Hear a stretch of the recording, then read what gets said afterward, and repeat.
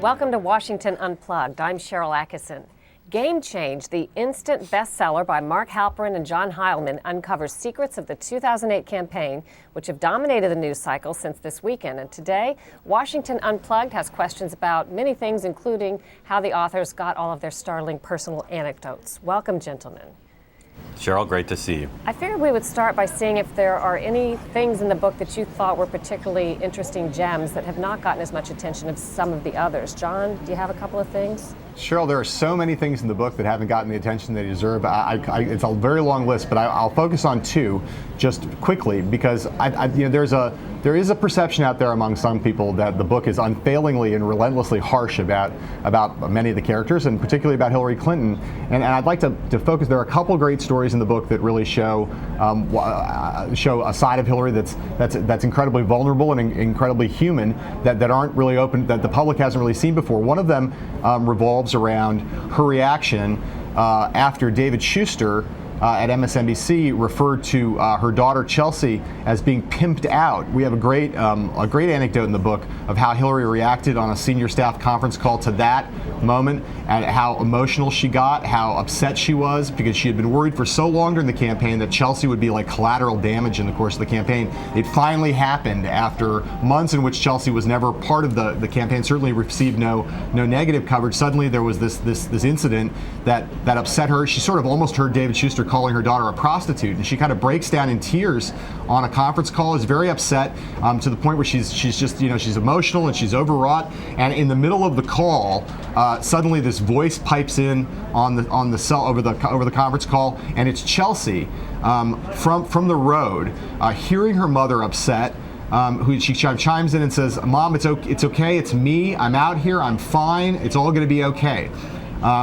It's a kind of a moment that for everybody on the call was sort of a stunning moment. I mean, Chelsea Clinton was very rarely on these calls, and it kind of brought her mother back to composure. We have another great story from the very end of the Democratic nomination fight with Hillary Clinton, where she's in South Dakota. You will remember when the story came out after she was quoted talking about how the Democratic nomination fight, she didn't think that she had to give up. She thought it was fine to fight all the way to the end. And she cited the fact that Bobby Kennedy fought all the way to the end in 1968 into June of that year. And she didn't draw a comparison between Bobby Kennedy and Barack Obama. She said nothing of the kind, but there were media reports that suggested that she was comparing Kennedy to Obama and suggesting that Obama might get shot and that's why she was staying in the race. It was totally unfair. And we have a kind of spectacular anecdote in the book about how she reacted to that in a stock room at a supermarket, where she learns that the media, who she feels has been unfair to her in so many ways, is totally twisting and mangling this what she had said at this event earlier in the day. She gets extremely angry, and when one of her aides says she has to go out and fix it, and that the reason that it's an issue for the press is because there have been so many threats on Obama, she turns to the staffer and she says, "Don't tell me about threats. I've been getting threats. My husband's been getting threats. My family's been getting threats for all of our lives. I know everything about threats, so don't use that argument with me. Barack Obama's no different than me in that respect."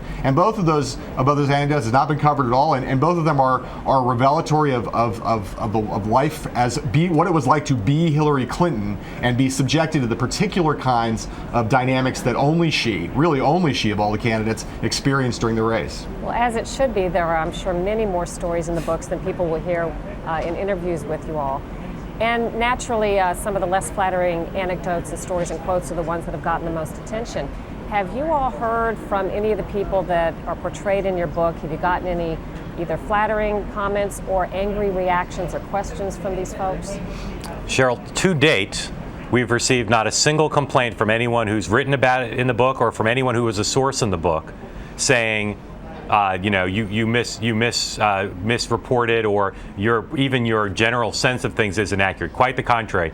We've received from both Republicans and Democrats many messages saying, great job, you really captured what things were like. And we're heartened by that because we worked very hard to make sure that would be the result, that the book would be seen as fair, well-reported, accurate, and also, we hope, interesting. All right, take us inside the process a little bit, because this book has popped on the scene without a whole lot of advance work that I saw. There haven't been quotes drip-drabbing out for the past couple of months. Did you both, you already had an agreement to work on a book back when you were gathering the anecdotes, or did this sort of grow as a project during the campaign? Tell us how that started. John and I were coming back from an event that John McCain was doing in Annapolis, Maryland. We were driving back to Washington. This was shortly after he became the de facto Republican nominee.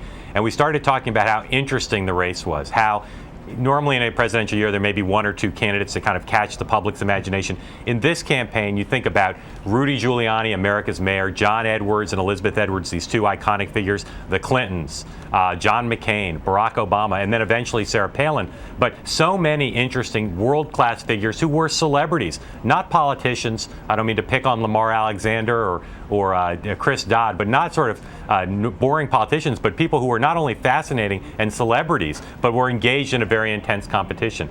And we thought, you know what, this should be a movie. Someone should do this as a movie. And then we realized we weren't qualified to do that, but maybe we should try a political book, even though in the last few years, last few elections, political books have not sold very well. While we were writing the book, in fact, we sold the rights to HBO, so they're planning to perhaps do a movie.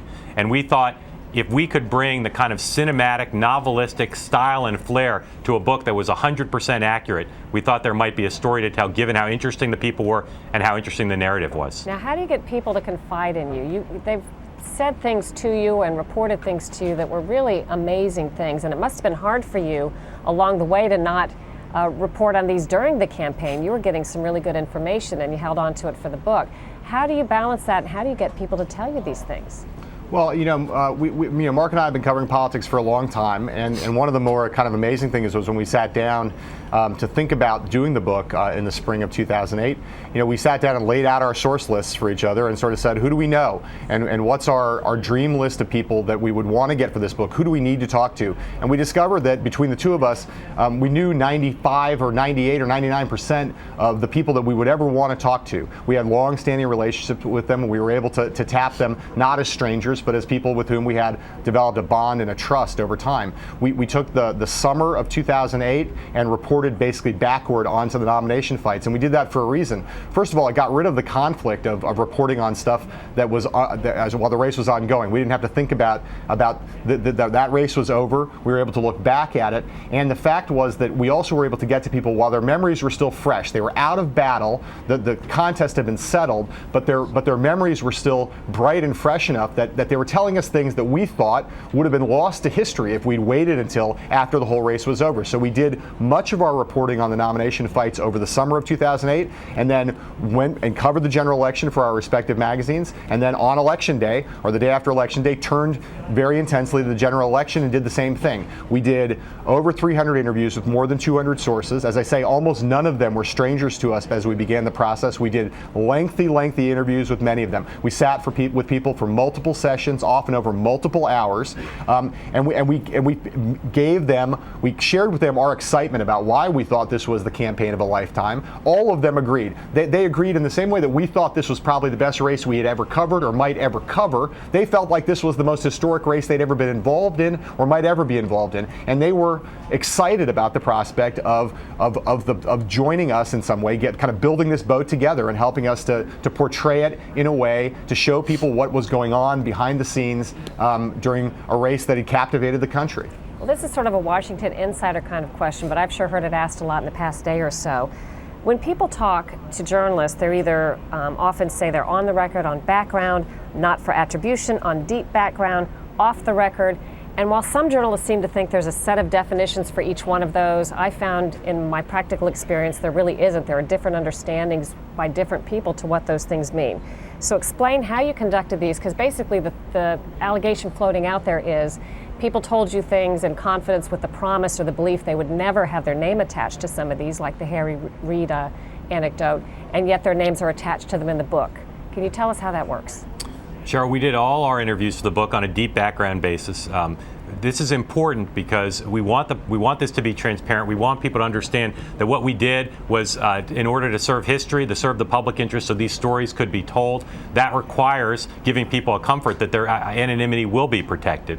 What we did was say you will not be identified as a source in the book. People who are interested in our sourcing and the method we use, we very carefully wrote up that explanation in the author's note of the book. And you'll see in the acknowledgments portion of the author's note, we don't list the names of any of our sources. We were very careful as we reported on the book. We'd go to person A and we'd do an interview, and then we would go to person B. And if we asked them about information from the first interview into person B, we wouldn't say, person A said this, what do you think about it? We were very careful throughout the process. Part of the reason you referenced before that there wasn't a lot of awareness about not only what was in our book, but even the existence of our book before it came out this week is because we were very scrupulous and very careful about being quiet about what we were doing, about being quiet about the substance of what we were learning in our interviews.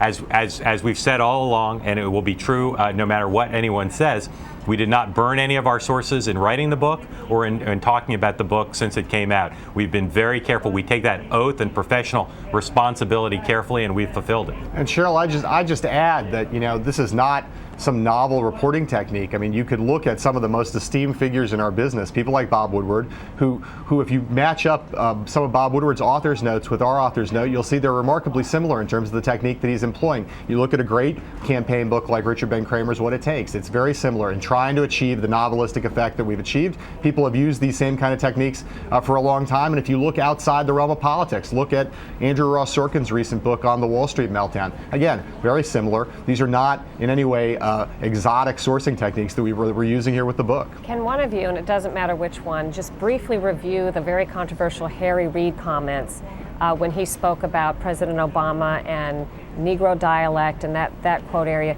And I mean really like the 15-second version, because I know your time is short and I have a follow-up to that I want to ask. But remind people what that quote is in case they're not familiar with it. You better do that because I have no memory. Well, the quote in question is in the book. We're describing the way in which Harry Reid was urging Barack Obama secretly to run for president while he was maintaining public neutrality.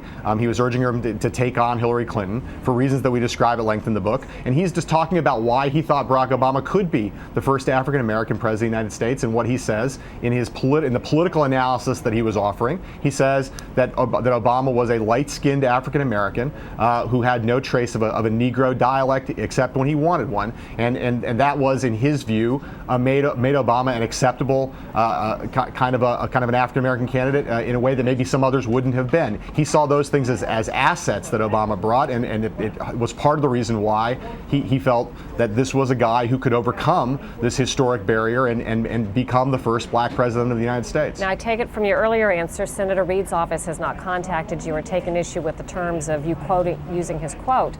But his office has said they were under the impression or told Senator Reid this was off the record, which has a different implication, that this quote would never be used next to his name. Can you give us your view of that? Without commenting on any particular interview we may or may not have conducted, we did no off-the-record interviews for the book. We went into no interviews agreeing with the subject to do an off-the-record interview. So if anyone is saying that they did an off-the-record interview with us, that's not accurate.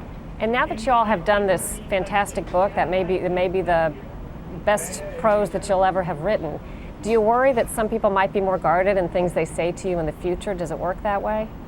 Well, certainly, as Mark pointed out earlier, everything that we've heard from our sources so far has been universally positive. Everyone no one has come back to complain that they've been mistreated in this process, and that hardens us in the sense of our future relationships. That none of our future relationships have been damaged, and you can also look at the examples of others. As I cited Bob Woodward earlier, this is not a guy who's had problems getting people to open up time and time again. So I don't think we're particularly worried about the future. In fact, we think the success of the book, if it becomes the definitive book on the campaign, that people will be eager to work with us again in the future, because people want to share their stories and be part of history. Well, the book is Game Change. I can't wait to see the movie. And congratulations to your early success. You certainly don't need me to sell it. Mark Halperin and John Heilemann. Thank you, Sharyl. Thanks. And thank you for watching Washington Unplugged on CBSNews.com. You can find us here every day at 12:30. Make sure to watch my Follow the Money pieces on the CBS Evening News with Katie Couric. I'm Sharyl Attkisson. Hope you have a great day.